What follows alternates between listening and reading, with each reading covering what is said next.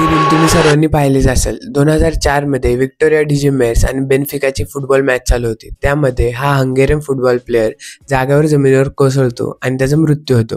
ऑटोप्सीमध्ये सांगितलंय की त्याला हायपरट्रॉपिक ऑब्स्ट्रक्टिव्ह कार्डिओमायोपॅथीचा त्रास होता. हायपरट्रॉपिक ऑब्स्ट्रक्टिव्ह कार्डिओमायोपॅथीमुळे खूप साऱ्या इंडियन स्पोर्ट्स प्लेयरला पण जीव गमावा लागलेला आहे. या आजारामध्ये हार्टचा राईट अँड लेफ्ट चेंबरमध्ये जी वॉल आहे ती थिक होते आणि आर्टेरियल फिब्रिलेशन, कार्डियाक अरिथमियाज असे कॉम्प्लिकेशन जाणवतात.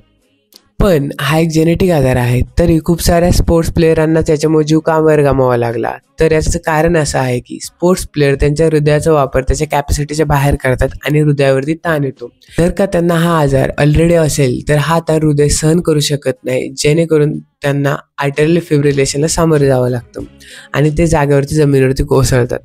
जर का योग्य ती ट्रीटमेंट नाही केली तर त्यांचा डेथ होणं कन्फर्म आहे.